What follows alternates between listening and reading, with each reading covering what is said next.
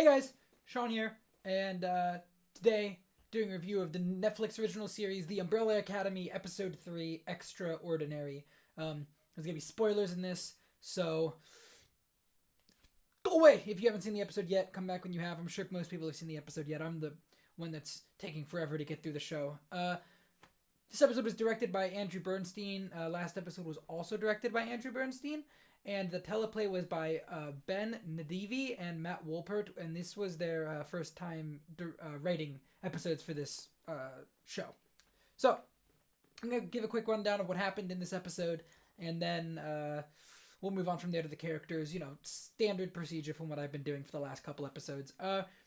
Starting out, in this episode, Allison shows Luther the videotape from the end of the last episode, and we find that Mother was with Hargreaves when he died, and she believes that that the mother, or as we now know, her name is Grace, served poison tea to the father, and they ask Grace about the incident, but the android claims to remember nothing about it. But the siblings, Allison and Luther, suggest that she's hiding something.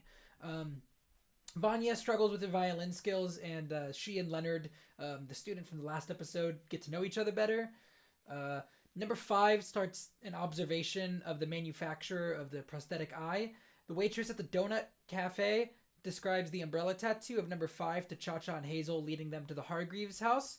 Luther and Allison gather the rest of the siblings to watch the footage. Diego reveals that he, in fact, took the monocle from Grace after the funeral and threw it away. And that's what happened in the scene that the videotape that Luther and Allison watched. Was Grace took the monocle, and then Diego took the monocle from Grace because he thought that if they saw Grace with the monocle, they'd think that she killed Hargreaves.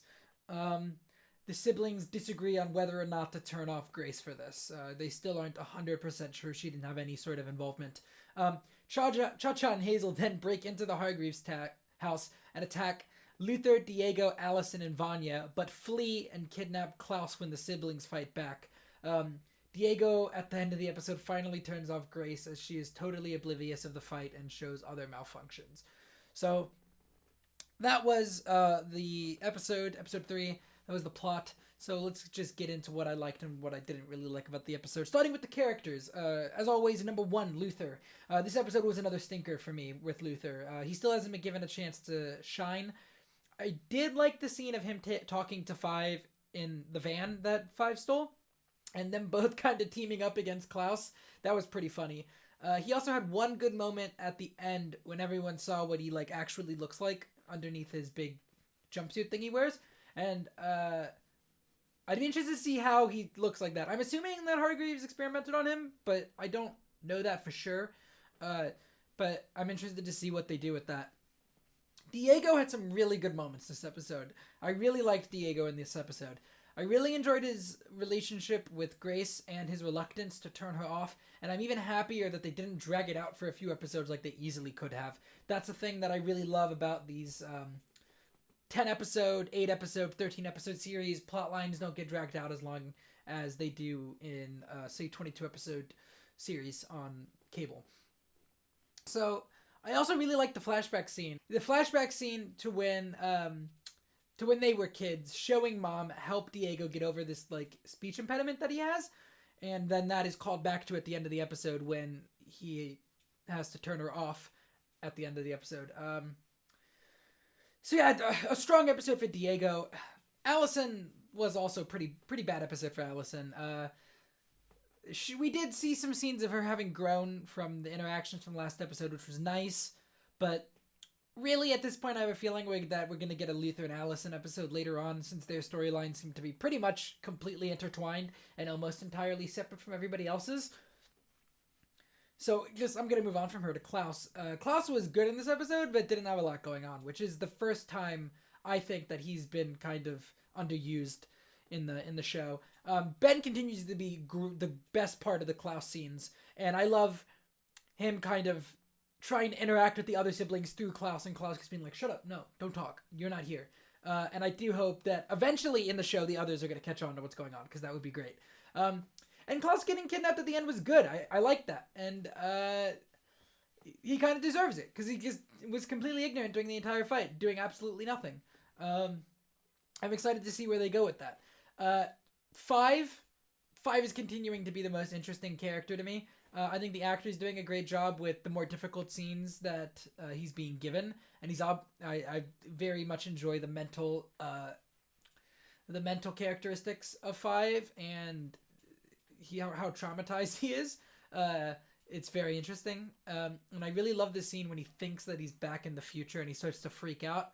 It just kind of shows the PTSD that he's suffering from. And I'm starting to worry that maybe he's going to end up doing something that will lead to the end of the world while he's trying to save it. Like, he definitely looks like he's not in his right mind for most of this episode. And he's starting to get a little, I think, hostile. And I'm worried about it. Vanya was good in this episode. Vanya, we got a better look at her character. And she actually seemed to take what Allison said to heart in the last episode as she's trying to reach out to more people in her life. It doesn't entirely work, as the other violinist that I guess is first chair or whatever in her little group that she meets with, her orchestra that she's a part of. She kind of just tells her what her father told her when she was a kid. You know, Vanya tries to reach out and this girl just goes, "You're not special. Some people just aren't special and you're not special. I'm sorry." Which is, as far as we know, exactly what Hargreaves told Vanya to her entire life. So that was another interesting parallel. A lot of Vanya's storyline now continues to parallel what happened to her as a child. And I still think those pills are repressing her powers. She seems to be taking them more often in this episode than the last two, and she seems to take them whenever something really stressful happened. And so I really think that maybe her powers are flaring up and she just doesn't realize it, and so she's like taking pills, the pills that suppress them. So, Cha-Cha and Hazel were also good in this episode. They had some cool fight scenes. I think I'm interested because they don't seem to know, like, they know who Five is, but they don't know about the, like, Umbrella Academy, apparently. I'm really interested in what they do know and what they don't know. I still think they're time travelers. And also, it was kind of interesting and weird. They get, like, a message in the bathroom of their hotel, or their motel, and, like, that's weird. Most bathrooms don't have doors in the showers that open up to reveal, like, little tubes, which is another thing that brings me to a overall thing that I liked, which is this show's very much like a series of unfortunate events kind of mixes its timeline a little bit in, like, where it takes place. It's kind of fuzzy about that, and the aesthetic is very weird and kind of misplaced. Like, we have these pneumatic tubes kind of in that place instead of just, like, sending him a text or whatever, which is interesting to me.